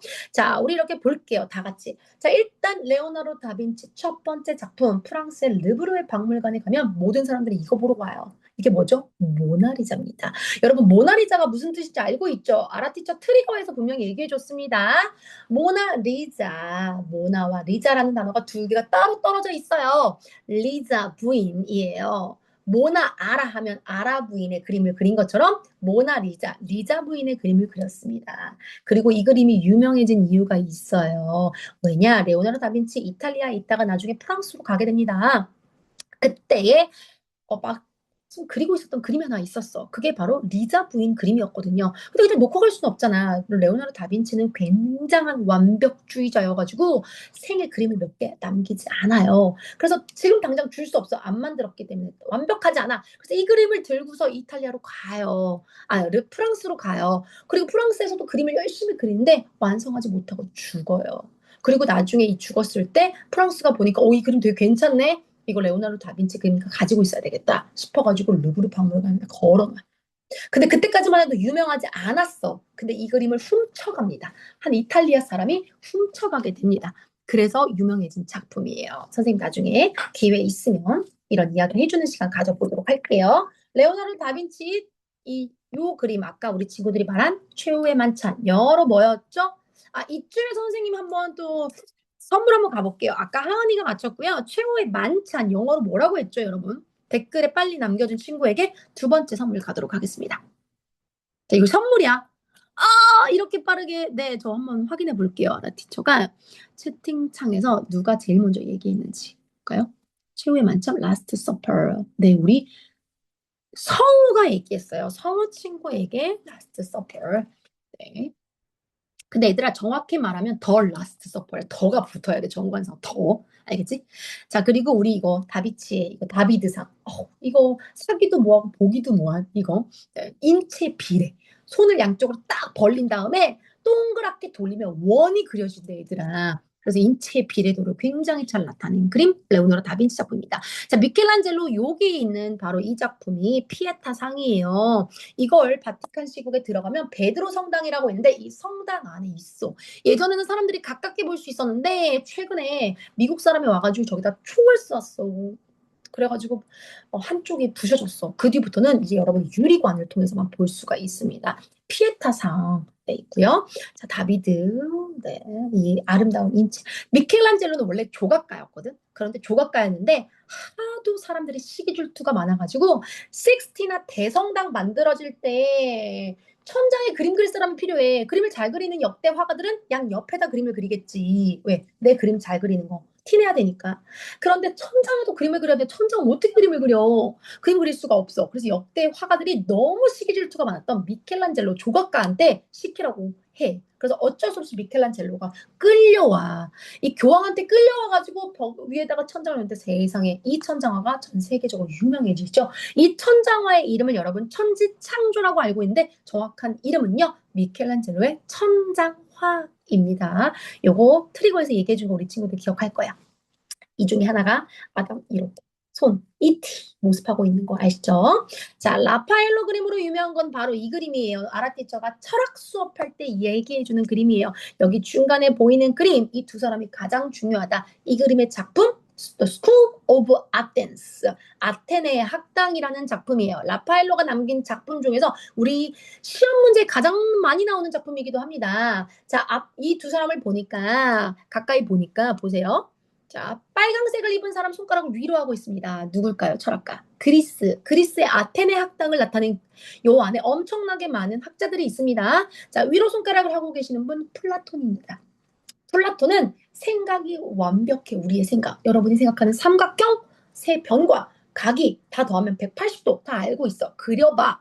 아무리 현실에다가 자를 대고 그린다 하더라도 완벽한 삼각형이 나올 수 없어요. 근데 우리 머릿속으로는 완벽합니다. 여러분 지나가다가 할머니를 도와야 되겠다 싶어. 알고 있어요. 근데 시험이 코앞이야. 그럼 그냥 지나갑니다. 아니 머릿속으로는 알고 있잖아. 우리 인간들은 머릿속으로 완벽한 세상을 알고 있어. 이걸 이데아 사상이라고 해요. 이데아 사상. 바로 이 플라톤은 손가락을 위로 걸면서 우리가 생각을 하고 있는 저 세상, 이데아를 나타내요. 그런데 그 옆에 있는 파랑 색깔 천을 두르고 있는 사람, 손가락을 아래로 하고 있죠. 아리스토텔레스입니다. 아리스토텔레스는 생각도 중요한데, 야, 경험이 중요하고 현실이 중요해. 발로 움직여야지. 머릿속으로 암만 생각해봐. 안 움직였잖아. 그 아라티초는요, 개인적으로 이데아 서상인 플라톤을 좋아하지만 여러분에게는 아리스토텔레스의 사상을 좀 가르쳐주고 싶어요. 여러분, 공부해야죠. 당연히 선생님도 공부해야 된다는 거 알고 있어요. 머릿속으로만 알고 있지 마시고요. 움직이세요. 아리스토텔레스처럼 움직여야 됩니다. 바로 이 아테네 학당으로 유명한 라파엘로의 그림을 봤습니다. 자, 하나씩 좀 빠르게 볼게요. 레오나르도 다빈치의 그림 모나리자. 모나리자가 유명한 이유가 있습니다. 이 신비한 모나리자의 미소, 눈, 일로 가면 일로 따라가는 거 같고 절로 가면 절로 따라가는 것 같은 이 기법이 좀 있어요. 주변을요, 이렇게 안개처럼 그윽하게 날리는 겁니다. 경계선을 주지 않아요. 이걸 바로 스푸마토 기법이라고 합니다. 그림에서 색과 색 사이에 이 어떤 이 선을 그리지 않아요. 네. 이런 걸 스푸마토 기법이라고 하고요. 황금필에 보이죠? 여러분 이런 거 보이면 딱 봐도 르네상스인 것처럼 보인 르네상스 그림입니다. 자, 어때요? 모나리자를 보기 위해서 매년 수없이 많은 사람들이 루브르 박물관을 방문을 합니다. 여러분이 루브르 박물관에 갔는데 사람이 많다. 그럼 100% 모나리자를 보기 위해서 몰려온 사람들입니다. 또 레오나르도 다빈치 작품에 바로 이 최후의 만찬 슉 들어가죠. 소실점을 중심으로 투시 원근법 보이나요? 자, 이게 바로 르네상스 미술의 특징이지요. 자, 그 다음 가볼게요. 자, 레오나르도 다빈치의 해부학 노트도 봤고요. 자, 미켈란젤로 가보도록 하겠습니다. 미켈란젤로 예수를 안고 있는 성모 마리아상을 보이고 있는 바로 이 피에타상. 미켈란젤로는 조각가예요. 이건 인간이 바라보는 모습이에요. 근데 정말 대단한 건 뭐냐? 저 하늘에 있는 하나님만 볼 수 있는 거 있어요. 이거 드론으로 찍은 거거든요. 위에서 예수님의 얼굴은, 거룩하신 예수님의 얼굴은 우리 같은 사람들은 볼 수 없어요. 위에서 하나님이 볼 수 있기 때문에 저 위에서 바라본 모습까지도 굉장히 디테일하게 만든 조각가입니다. 대단하지 않나요? 자, 천지창조, 정확히 말하면 천장화라고 이야기했습니다. 식스티나 대성당에 있는 천지창조, 이거 보러 사람들이 정말 많이 갑니다. 자, 얘들아, 미켈란젤로 그림하면 또 최후의 심판이라는 게 있어. 미켈란젤로는 이 당시에 이탈리아에 또 그 우리 시인 단테라는 시인을 굉장히 좋아했거든요. 이 단테의 신곡이 있어. 100편으로 되어져 있거든. 이 100편 중에 첫 번째 편은 인트로야. 그리고 33편, 33편, 33편, 지옥, 천국. 이 중간에 있는 색이 어디죠? 연옥이라는 시. 지옥과 천국에 가기 전에 중간에 하나님 심판을 하는 곳이 있어. 이 사람 죽었긴 했는데 천국에 보내기도 애매해. 지옥에 보내기도 애매해. 이런 경우는 연옥에다가 두고서 보는 거야. 너를 내가 천국에 보내겠다. 천국을 올려보내. 연옥에 두고서 내려보내겠다. 그래서 최후의 심판이라는 그림을 그립니다. 그래서 여기 연옥이야. 여기 위에 천국이야. 여기 밑에 어때? 사람들 다 죽어가는 거 보이지? 여기 지옥이야. 그래서 지옥과 연옥과 천국을 나타내는 그림. 예수님이 최후의 심판을 하게 되는 그 장면. 미켈란젤로의 최후의 심판. 레오나르도 다빈치의 최후의 만찬. 이거 두 개 헷갈리면 안 됩니다. 자, 라파엘로의 그림 중에 선생님이 아까 아테네 학당 보여주었습니다. 빠르게 넘어가도록 할게요. 자, 이번에는요. 바로크 시대로 가보겠습니다. 아니, 르네상스의 천재 화가들이 너무 많이 나와. 무려 100년 동안 사람들이 똑같은 그림만 그려대. 이건 매너리즘이다. 우리도 매너리즘에 빠졌다라는 말을 하잖아요. 그 이유가 뭐야? 너무 이제 지쳐. 똑같은 것만 계속하니까. 그걸 매너리즘이라고 해. 르네상스의 미술이 100년 동안 계속 지나가니까 사람들이 매너리즘에 빠져. 그때 또 우리에게 새로운 미술이 등장합니다. 바로크 시대입니다. 선생님이 음악에서도 바로크의 이야기를 해줬고요. 미술에서도 바로크의 얘기를 해줬고요. 바로크 시대 역사에 대한 이야기도 좀 해줬습니다. 바로크 시대라고 하면 일단 카라바주. 얼마 전에 서울에서 카라바주의 또 작품들이 끝나서 한 2년 됐을 거예요. 자, 이 카라바주 하면요. 이런 작품들. 어때, 얘들아? 이제 아까 르네상스라는 건 사뭇 다르지. 중간에 주인공한테는 빛이 있고요. 나머지는 어둡게 만듭니다. 이렇게 빛과 어둠을 나타내서 만든 거, 이 당시의 작품들 바로크 시대의 작품들이에요. 자, 이 작품 보면요. 정말 논란의 중심에 서 있었던 이유가 뭐냐? 예수님 십자가에 못 박혀 죽으셨다 살아나신 거 맞아? 그래, 그럼 그 증거를 한번 봐볼까? 그래가지고 옆에 제자 중에 한 명이 손가락 찔러서 넣어보는 거야. 얘들아 생각해봐. 이거 중세시대 때 이런 그림 그렸으면 큰일 납니다. 그런데 종교하고 갈등을 빚고 있었던 시기였기 때문에 이 예수님 제자 중에 아마 교회 다니는 친구들은 알 거예요. 의심 많은 제자 있죠? 도마죠, 도마. 네. 카라바초의 의심하는 도마라는 작품이에요. 어때? 이제 렘브란트도 한번 봐볼까? 중간에 빛이 딱 떨어져 있고 나머지 되게 어둡지. 이게 바로 바로크 시대의 특징입니다. 어때? 바로크 렘브란트. 네. 선생님이 사실 이 작품 보러 여기 안 들어가 있지만 렘브란트의 작품을 보러 네덜란드에 다녀왔어요. 네, 저 네덜란드에 작품 보러 갔다 왔습니다. 자, 루벤스. 루벤스 하니까 또 여러분, 우리 동네 루벤스 아파트 있는데. 하가지구의 루벤스 아파트. 아파트 이름 아니에요, 여러분. 바로크 시대 유명한 화가입니다, 루벤스. 자, 루벤스는 어때? 조금 더 이제 화려해지긴 하지만 여전히 어둡고 밝고의 느낌이 있죠. 여러분이 나중에 보다 보면 어둡고 주인공만 밝아. 이 시대를 바로크 시대라고 해요. 또 베르메르의 진주귀고리를 한 소녀. 이거 책으로도 나와 있고 영화로도 나와 있거든요. 그때 그 책의 표지에도 바로 베르메르의 딱 작품이 있습니다. 자, 이런 게 어떤 시대다? 바로 그 시대다. 근데 아까 아라티초가 이 얘기를 했어요. 아라티초가 좋아하는 작품, 기억하는 친구 세 번째 선물 가도록 하겠습니다. 댓글 남겨주세요. 아라티초가 아까 사전 퀴즈를 하면서 이거 제가 좋아해서 뒤에서 제가 퀴즈 낸다고 했어요. 혹시 기억하는 친구? 정말 제일 좋아하는 작품. 모든 작품을 다, 우리 연아 친구에게 선생님이 선물 보내주도록 하겠습니다. 선생님이 더 스윙이라는 작품을 굉장히 좋아합니다. 왜냐? 일단 어때? 이거 로코코 시대라고 하거든요. 바로크 시대에서 또 갑자기 그림이 좀 다른 느낌으로 변해. 귀족들이 나오기 시작합니다. 귀족들이 나오면서 이 귀족들의 색깔과 이 귀족들이 즐기는 문화를 알아듣죠? 귀족? 네. 귀족들이 즐기는 이 문화의 색감부터가 굉장히 다르지 않나요? 여러분이 알고 있는 파른, 갑자기 이 예쁜 색깔들 있잖아. 그쵸? 파스텔 색깔, 그래. 파스텔 색깔들. 파스텔 색깔들이 바로 이 당시에 나와요.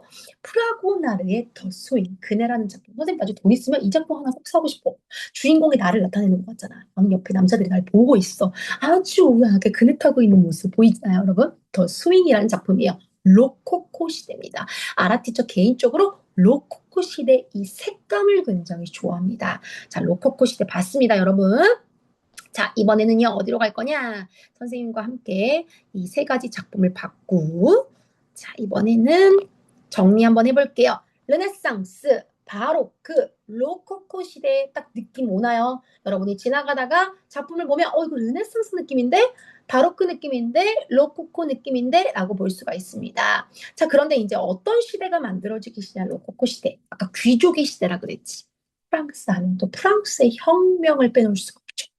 이제 계급 사회였던 이 사회가 붕괴가 되기 시작합니다. 그러면서 이제 예술 작품에도 느낌이 평등, 국가, 애국심을 위해서 우리 민주주의 이런 것들을 나타내기 시작하는데요. 먼저 자크 다비드라는 사람이 그림을 나타내기 시작해요. 호라티우스의 형제 맹세, 그리고 그보다 더 중요한 나폴레옹. 아까 이 작품 영어로 뭐였죠? 나폴레옹 크로싱 더 알프스. 바로 자크 다비드의 작품 나폴레옹입니다. 알프스를 넘는 나폴레옹. 국가의 혁명들을 나타내는 거고요. 또 이것도 한번 본 적 있을 거예요. 들라크루아의 민중을 이끄는 여신. 영어로는 liberty, leading the people이라고 했고요. 나폴레옹, crossing the Alps라고 했죠. 자, 민중을 이끄는 자유의 여신. 나중에 이걸 모티브로 자유의 여신 상이 만들어집니다. 뉴욕에 있는 프랑스가 선물해준 자유의 여신상. 바로 민중을 이끄는 여신이라는 작품에서 나와요. 프랑스의 혁명을 굉장히 잘 나타낸 작품이기도 합니다. 자, 이렇게 이 시기를 낭만주의라고 합니다. 여러분, 낭만 로맨틱 하면 뭐가 생각나요? 사랑이 좀 생각나죠? 미술 작품에서는요, 낭만주의 하면 국가를 사랑하는 마음이라고 생각하면 돼요. 이 당시에 국가를 사랑하는 마음으로 국가의 혁명들을 그림으로 나타낸 시기입니다. 자, 낭만주의 지나서요, 이제 여러분이 한 번쯤 보셨던 바로 밀레 이야기 한번 가보도록 하겠습니다. 자, 밀레는요, 산업혁명을 통해서 사람들이 이제 도시로 막 나가기 시작해. 하지만 여전히 우리의 밭을, 논을 지키고 있는 농부들, 이분들이야말로 우리에게 굉장히 중요하지 않니? 로코코 시대는 귀족들만 그림을 그렸어. 그리고 낭만주의 시절에는 국가를 그렸어. 이제 혁명을 통해서 평등하게 사람들을 바라보자. 그러니 이제 그림에도 평범한 사람들을 나올 수 있지 않아? 귀족들만 나올 게 아니죠. 왕만 나올 게 아니잖아. 평범한 사람들도 나와야 되잖아. 그래서 밀레가 나오기 시작합니다. 이 밀레가 이삭죽기, 아까 영어로 뭐였죠? 그렇죠. Gleaners라고 했죠. 이삭죽기, 그리고 만종이라는 그림을 그립니다. 이제 평범한 사람들의 그림을 그려주기 시작한 시대가 오기 시작하죠. 사실 이 만종이라는 그림도요, 일본에서 건너왔지만 정확한 명칭은요, 삼중기도예요. 하루에 3번 카톨릭에서 기도를 하거든요. 해가 질 때 마지막 기도를 드리는 삼중 기도에 해당되는 세 번째 기도. 근데 이게 마지막 기도라고 해서 만종이라고 한 겁니다. 그리고 구스타스 쿠레베라는 사람이 있어요. 쿠레베도 그냥 평범한 사람들이 일하는 모습 그림으로 남기는 거지 라고 한 거죠. 자, 이번에 아라티처와 함께 영국을 다녀온 친구들은 알 거예요. 영국인이 사랑하는 화가 윌리엄 터너입니다. 이 윌리엄 터너의 작품들, 이거 영국을 나타내는 거야. 여기 증기선 보이지? 저 뒤에 범선 보이지? 증기선과 범선. 우리가 산업혁명을 이끈 나라야. 그리고 우리는 절대 해가 지지 않아. 해가 지지 않는 나라 영국. 영국이 산업혁명을 통해서도 불을 만들고요. 그리고 또 많은 나라들을 식민지 삼죠. 그랬을 때 그 느낌을 이렇게 그림 하나로 나타낸 작품 윌리엄 터너입니다. 자, 이런 시대를 지나서 이제 거의 다 끝나갑니다, 여러분. 선생님 10분이면 끝날 수 있을 것 같아요. 이런 시대를 지나서 이제 화가들이 또 어떤 생각을 하냐? 야, 왜 그림은 형태를 다 갖춰야 돼? 그림을 보는 이유가 뭐야? 내가 그 그림을 통해서 내 생각을 좀 정리하고 싶거든? 그러면 그림을 너무 디테일하게 그리는 건 좀 그래. 인상주의들이 등장하기 시작합니다. 대표화가 모네입니다. 해돋이 인상. 영어로는요, 인상, impression, sunrise라고 이야기를 하죠. 자, 인상주의, 모네가 이렇게 등장을 해요. 모네는요, 연작을 합니다. 연작이라는 게 뭐냐면, 똑같은 그림을 계속 그려내는 거야. 시리즈라고 하지. 드라마도 한 편으로 끝나는 게 아니라 1편, 2편, 3편, 4편 나가는 것처럼 16편의 시리즈를 만들기 때문에 연작이라고 얘기해. 그럼 모네는 왜 연작을 했냐? 아니, 해가 떴을 때 바라보는 느낌 다르잖아. 비가 올 때도 그 곳의 느낌이 다르잖아. 아니, 해가 질 때 다르잖아. 그리고 이슬이 꼈어. 다르잖아. 갑자기 구름이 꼈어. 같은 장면도 그때그때마다 다르잖아. 인상이 다르잖아. 그래서 똑같은 그림을 여러 개 남깁니다. 그거를 연작이라고 해요. 이렇게 건초더미 연작이라는 작품도 있고요. 또 프랑스에 있는 루앙 대성당의 모습을 똑같은 걸 여러 개 그려요. 그래서 이 모네의 작품들은요, 전 세계 많은 미술관에 있어요. 뉴욕에 가도 있고요, 워싱턴에 가도 있고요, 프랑스에도 있고요, 네덜란드에도 있고요, 그리고 또 영국에도 있고요. 아주 이탈리아에도 있고요. 여러 곳에 모네는 작품을 진짜 많이 남겼어. 그래서 모네 식구들은 정말 좋겠지. 모네 작품 하나가 엄청 비싼데 그 작품도 여러 개를 남겼으니까. 그래서 일단 모네는요, 이렇게 인상주의라고 합니다. 여러분, 드디어 여러분이 사랑하시는 분 나옵니다. 후기 인상주의. 자, 인상주의도 앞에 있는 인상주의가 있고요, 뒤에 인상주의가 있어요. 그 중에서 세잔, 고개, 고흐, 이렇게 3명의 작품들이 나와요. 선생님이 다음에 꼭 시간을 마련해서 르네상스 화가와 그리고 고흐의 이야기만 따로 또 한번 시간을 갖도록 하겠습니다. 자, 이렇게 이 3명의 인상주의 화가들 이제 어때요, 여러분? 앞에 있는 그림들하고 사뭇 좀 다르죠? 뭔가 디테일하면서도 붓의 터치감, 그림의 느낌들, 이런 느낌이 달라지고 있는 듯한 느낌이 들어요. 고갱, 빈센트 반 고. 붓터치가 장난 아니잖아. 빈센트 반 고는 자기 자화상을 많이 그렸어. 너무 가난하니까. 돈이 없으니까 자기를 그린 거지. 자, 어때요? 감자 먹는 사람들. 또 한때는 일본의 영향, 자포니즘, 제페니스의 느낌을 갖고 왔다. 자포니즘의 영향을 받아서 빈센트 반 고흐가 우키요에를 모작하는 거. 밤의 테라스, 의자. 이거는 고흐가 그린 그림. 오른쪽은 고갱이 그린 그림. 고흐하고 고갱은 엄청난 라이벌이었어. 결국 고흐의 귀를 자르게 된 사건, 고갱하고의 싸움이었죠. 나중에 고흐와 고갱이 이야기 해주도록 할게요.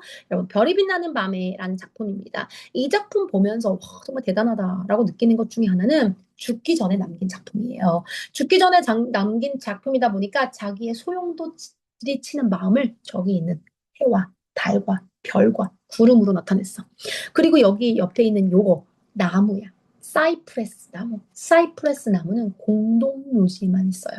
그 이유가 죽은 사람들이 영원히 하늘로 올라갔으면 좋겠다라는 마음을 담아서 바로 이렇게 그림을 사이프레스 나무를 그린 거죠. 그 빈센트 반 고흐는 자기 죽기 전에 이미 소용돌이 치는 내 마음이 하늘로 갈 거라는 걸 이미 알고 이 작품을 남겼습니다. 그리고 진짜 마지막 작품으로 해당되는 까마귀 밀밭이라는 그림이에요. 아라티처가 또 빈센트 반 고흐를 너무 좋아해가지고 직접 프랑스에 가서 이 까마귀 밀밭 요 자리에서 사진을 찍어온 것도 있어요. 빈센트 반 고흐 편에서 다시 한번 이야기해 주도록 하겠습니다. 자, 여러분, 그러면 이제는 좀 보이지 않을까요? 다음 작품들을요. 어때요? 자, 이 다음으로는요, 이제 피카소.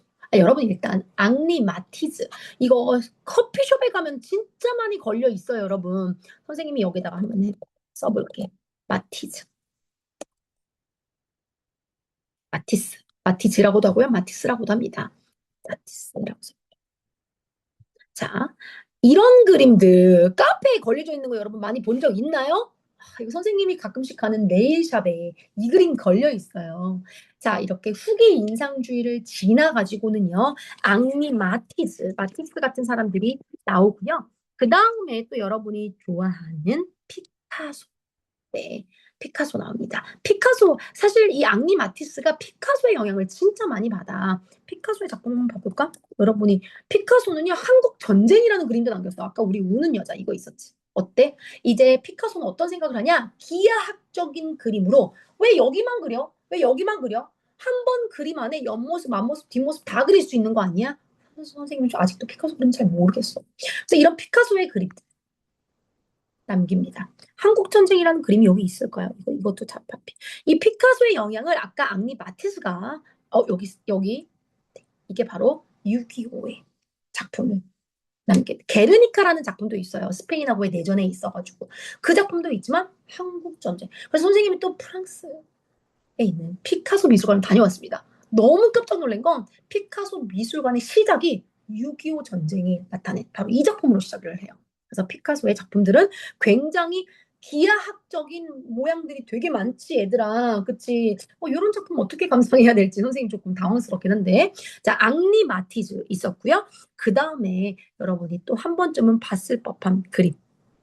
또 가볼게요. 몬드리안. 자, 이 뒤부터는요, 이제 추상주의 같은 게 나와요. 이거 본 적 있죠? 몬드리안 작품. 이제 점점 현대로 넘어갑니다. 이제 작품이 이런 느낌으로 변했구나. 오늘날에 있는 표현주의, 추상주의, 초현실주의, 현실에 없는 듯한 느낌을 그린 거, 이런 것들이 바로 현대 미술이에요. 선생님이 이제 몬드리안도 작품을 얘기해줬지만 마지막 작품 하나 더. 선생님 수업을 듣고 있는 수업 시간에 듣는 친구들은 아닌데요. 이 뱅크시라는 영국 작가 풍선을 든 소녀라는 작품이에요. 이게 지금 우리나라 국내 서울의 더현대에서 작품 전시를 하고 있습니다. 얼굴 없는 화가로 알려져 있고요. 뱅크시가 그림만 벽에다 그렸다면 그 집의 그 벽 하나로 인해서 5억짜리 집이 50억으로 변하는. 네. 그리고 여기 보면 이거 어때? 뱅크시가 자기 첫 작품을 전시에 내놨는데 누군가가 이거 손들고 5억에 가져간다고 얘기했거든. 그런데 그거 당첨되는 순간 이 액자 안에 파쇄기를 숨겨놨어. 그래서 그림이 내려오면서 다 갈기갈기 찢어져. 왜 그림을 돈으로 주고 사는 겁니까, 여러분? 이런 걸 알려주고 싶은 거야. 그런데 안타깝게도 이 다음에 이 작품이 10배가 더 뛰어서 50억이 됩니다. 자, 이렇게 미술 작품들이 대단한 또 가격들을, 또 여기 보세요.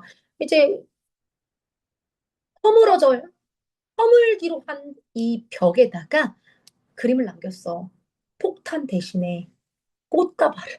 꽃다발을 던지는, 우리 지금 전쟁 중에 있는 나라들 있잖아. 왜 전쟁을 해? 여러분 서로 사랑한다며. 사랑하는 사람들은 꽃을 줘야 되잖아. 근데 왜 손에다가 폭탄을 들고. 이런 현대의 이야기들을 나누는 작품입니다. 자, 이렇게 해서 여러분 선생님과 가장 중요한 미술의 세계를 알아봤습니다. 어때요, 여러분? 미술사 이제 정리 좀 했나요? 자, 그러면 선생님의 이제 오늘의 마지막 선물 한번 가보도록 하겠습니다. 자, 여러분 댓글에요. 선생님이 지금까지 쭉 이야기했던 미술의 흐름에 다 기억을 못해도 좋습니다. 원시 미술, 이집트 미술, 그리스 미술. 그 다음에 나는 이렇게 생각나는 것들 쭈르륵 했다. 제일 정확하게 잘 맞춘 학생. 아마 필기를 하고 있었던 친구는 저한테 보내줄 수 있을 겁니다. 가장 먼저 이야기한 친구에게 선생님이 오늘 가족들과 함께 할 치킨을 보내주겠습니다. 나머지 친구들은 아이스크림을 보내주는데 이 친구한테는 치킨을 보내줘야 되겠지. 마지막 쭉 다 정리한 친구에게 보내주도록 하겠습니다. 자, 올려주세요. 여러분이 오늘 처음부터 시작해서 지금까지 배운 미술의 시대 흐름, 원시 미술, 그리고 이집트 미술, 보이는 것만 단순하게 그리는 이집트 미술. 아니야, 디테일하게 그려야 돼. 인간의 근육까지도. 그리스 미술. 그리고 나서 이거 미술, 이거 미술, 이거 미술 왔다 갔다 하죠. 아, 우리 연서 나쁘지 않아요. 원시 미술, 이집트 미술, 그리스 미술. 그 다음은 중세 미술, 근대 미술, 현대 미술이죠.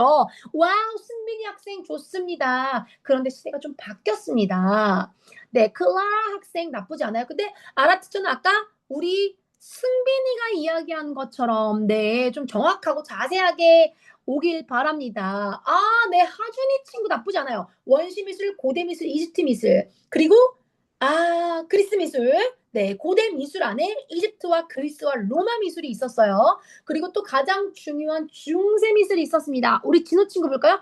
중세 다음에 르네상스, 르네상스 다음에 바로크, 바로크 다음에 로코코, 로코코 다음에 근대, 현대. 나쁘지 않아요. 아직까지. 자, 민정이 가볼게요. 네, 좋습니다. 그런데 제가 자, 제이든 걸 읽어볼게요. 이집트, 그리스, 로마, 중세, 르네상스, 바로크. 그 다음에 아라티처 되게 좋아하는 귀족 미술, 로코코. 그 다음에 낭만주의, 고전주의, 인상주의, 후기 인상주의. 너무 좋아요. 지금까지는 우리 효자의 제이든 친구 1등입니다. 네. 네. 좋습니다. 자, 이렇게 마무리를 한번 해보도록 하겠습니다. 여러분, 이집트와 그리스, 그리고 그 영향을 받은 로마. 그래서 이 당시 고대의 미술이 이집트, 그리스, 로마 미술인데요. 고대의 미술들이 이제 곧바로 어디로 옮겨간다? 중세로 넘어갑니다.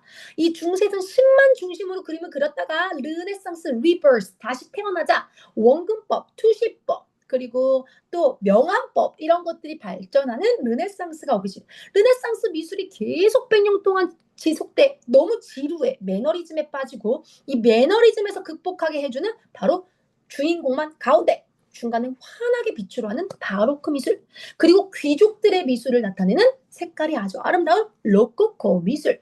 로코코 미술 다음에 여러 가지가 또 있지만 선생님 좀 짧게 줄이면 이제 혁명을 통해서 일반의 사람들까지 와야 되는데 그 전에 나라를 사랑하는 마음, 민중을 이끄는 여신, 이런 그림을 그리는 낭만주의. 낭만주의 다음에 이제 누구? 일반 평민들, 농민들, 사실 있는 그대로 그림을 그리자 사실주의. 그리고 이제 인상을 담아보자. 인상주의. 그리고 후기 인상주의. 그리고 이 다음으로는 여러분하고 하지는 않았지만 선생님이 피카소 같은 큐비즘, 그리고 앙리마티즈 그림들, 그리고 초현실주의들, 이렇게 이제 현대미술. 그래서 현대미술은 저만 하나만 찍어도 미술이야. 그래서 사실 화가들한테는 죄송한 말이지만 제가 현대미술 사실 대충 그리고 딱 그림을 그려놓고 애들아 이거 10억에 팔게, 선생님이 현대미술의 창시자거든 라고 해도 믿을 수 있을 정도의 현대미술은 자기 감정을 뭐로든지 나타내는 미술이잖아. 사실 아직은 선생님은 미술에 대한 깊이를 많이 모르다 보니까 현대미술까지는 풀어줄 수는 없을 것 같아요. 하지만 아라티처가 오늘 이 시간 후기 인상주의까지는 여러분과 함께 만나봤습니다. 여러분 꼭 기억해 주시면 좋을 거, 미술은 왔다 갔다 하더라. 오늘날 미술 간단하게 미술을 나타냅니다. 오늘의 미술은 어느 시대의 미술을 따왔을까요? 요거 마지막으로 한번 퀴즈 내보고 선생님이 이제 가도록 마지막 아이스크림입니다. 오늘날의 미술은요, 굉장히 간단하게 그림을 그려요. 점 하나만 찍어도. 점 하나만 그렇죠. 우리 민정이 친구에게 보내주도록 하겠습니다. 점 하나만 찍어도 이집트의 단순한 미술미를 쫓아가게 됩니다. 자, 이렇게 오늘 휴일임에도 불구하고 우리 친구들과 미술사에 대해서 한번 이야기를 해봤습니다. 한 번만 알고 있고 흐름을 알게 되면 우리 친구들의 비문학에서 나오는 예술 작품에 대한 이야기들은 재미있게 잘 풀 수 있을 거라고 생각합니다. 오늘 수업한 이 내용은 선생님이 유튜브에다가도 올려놓을 테니까 혹시 수업을 한 번 더 듣고 싶은 친구 있을까요? 없을까요? 있었으면 좋겠는데요. 네, 또 못 들은 친구들은 유튜브를 통해서 꼭 다시 한번 보도록 하기 바랍니다. 자, 그럼 선생님은 이제 이쯤에서 아디오스 하도록 하겠습니다. 여러분, 안녕. 여러분, 미술관 많이 다니세요. 박물관 많이 다니세요. 여러분의 지적 감각을 많이 올려줄 수 있는 건 미술관과 박물관입니다. 미술관과 박물관을 사랑하는 우리 친구들이 됐으면 좋겠습니다. 자, 여러분 안녕.